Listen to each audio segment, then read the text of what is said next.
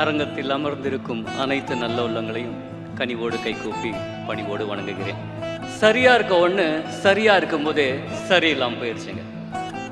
என்னன்னு கேட்குறீங்களா? எனக்கு முன்னாடி பேசுனாங்க, சரியா இருந்துச்சு.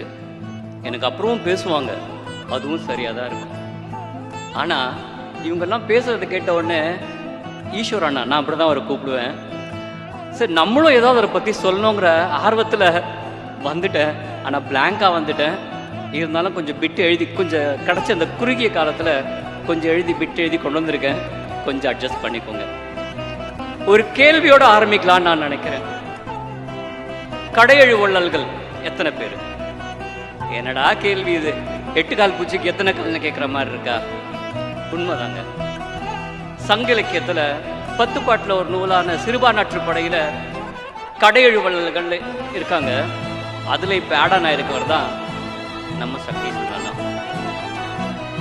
வள்ளல் இல்லைங்க, கொடை வள்ளல். ஏன் கொடை வள்ளல் சொல்கிறேன்னு கேட்குறீங்களா? நான் உனக்கு ஒன்று பண்ணுறேன், பதிலுக்கு நீ எனக்கு இது செய்.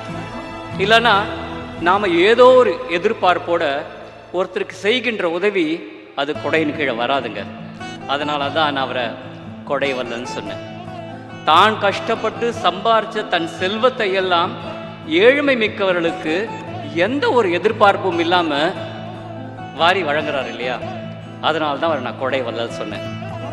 எங்கள் பசியார உன்னை படைத்த அந்த இறைவன் எங்கே உன் புகழை நீ அறியாது போய்விடுவாய் என என்பதற்காகவோ என்னை படைத்தான். கொண்டு செல்வதற்கு ஒன்றுமில்லை இந்த உலகில், கொடுத்து செல்வோம் நமது அன்பையும் நட்பையும் என்று கூறி நன்றி பாராட்டி அமைகிறேன். நன்றி, வணக்கம்.